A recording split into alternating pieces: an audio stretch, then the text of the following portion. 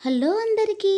ఆగండి ఆగండి, కాస్త వీడియో చూసి లైక్ చేసి అలాగే కొత్తగా చూస్తున్నట్లయితే సబ్స్క్రైబ్ కూడా చేసుకోండి అబ్బా.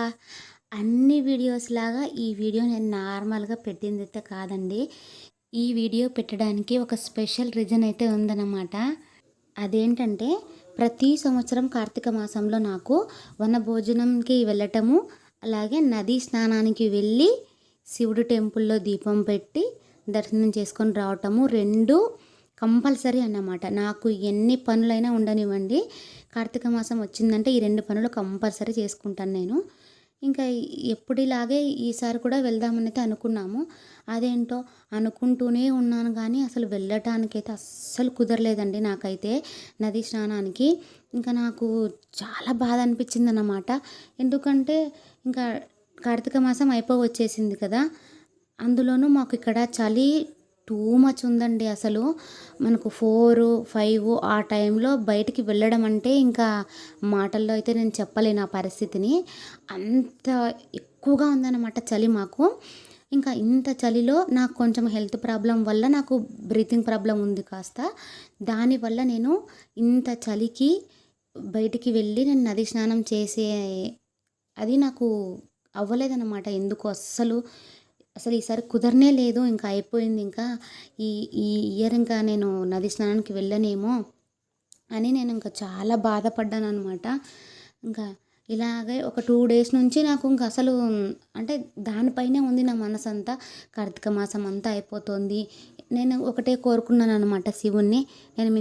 నేను మీకు ముందు వీడియోలో కూడా చెప్పాను, నాకు శివుడు అంటే చాలా ఇష్టమని. నాకు ఏ బాధ అనిపించినా నేను ఆయనకే చెప్పుకుంటాను అని.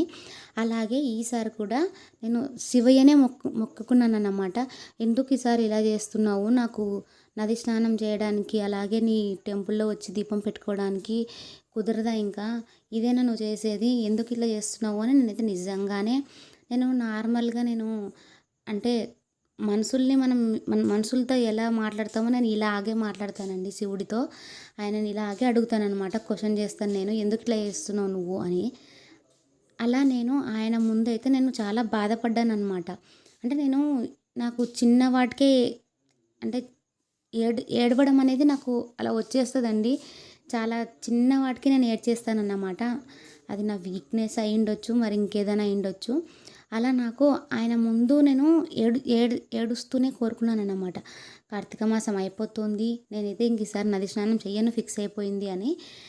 నిజంగా అండి, అసలు ఇది మిరాకిల్ అనే చెప్తాను నేనైతే.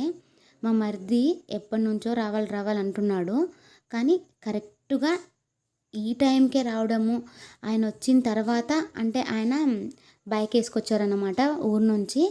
ఆ బైక్ వేసుకొని వచ్చినందుకు మా హస్బెండ్ అన్నారు, బైక్ ఉంది కదా ఇంకా బైక్లో తీసుకెళ్తాలే అని చెప్పి అప్పటికప్పుడు నైట్ మా మరిది వచ్చారండి. మార్నింగ్ 4:30కి మేము నది స్నానానికి అయితే వెళ్ళామన్నమాట బైక్లో.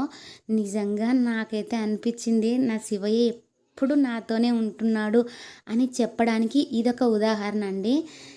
నేను ఇప్పుడు మీకు చెప్తుంటే కూడా నాకు అసలు ఎలా ఉందంటే ఫీలింగు, ఇంకా అదంతే నేను మాటల్లో చెప్పలేనండి. నిజంగా ఆ శివయ్యనే నమ్మిన వాళ్ళకి నేనున్నాను అని చెప్పడానికి ఆయన ఇలాంటి చిన్న చిన్న విషయాలు ఆయనకు చిన్న విషయమేనండి, కానీ నాకు మాత్రం ఇది ఒక మిరాకిల్ అనే చెప్తాను నేను. ఇంకా ఫిక్స్ అయిపోయానన్నమాట నేనైతే, ఇంకా వెళ్ళను ఈసారి అయిపోయింది అని. కానీ నేను నది స్నానాన్ని చేసి హ్యాపీగా శివయ్య ముందు దీపం పెట్టుకుని మాటల్లో చెప్పలేనంత సంతోషాన్ని ఒక మూట కట్టుకుని ఇంటికైతే వచ్చేసానన్నమాట. నాకు ఈ వీడియో చేయడానికి నిజంగా అసలు ఎంత హ్యాపీగా అనిపించిందంటే, ఈ వీడియో నా లైఫ్ లాంగ్ నాకు ఇలా గుర్తుండిపోతుందండి. నాకైతే అంత స్పెషల్ వీడియో అన్నమాట నాకైతే ఇది. ఈ వీడియో మీలో ఎవరికైనా కొంచెం ఓవర్గానే అనిపించవచ్చేమో, కానీ ఇందులో ఓవర్ ఏమీ లేదండి. అర్థం చేసుకున్న వాళ్ళకైతే అర్థమవుతుంది. ఇంకా అంతకుమించి నేనేం చెప్పలేను. కానీ వీడియో నచ్చితే ఒక చిన్న లైక్ చేసి, కొత్తగా చూస్తున్నట్లయితే ఛానల్ని సబ్స్క్రైబ్ కూడా చేసుకోండి. అలాగే మీ లైఫ్లో ఏదైనా ఇటువంటి అద్భుతం జరిగి ఉంటే కామెంట్లో చెప్పేసేయండి.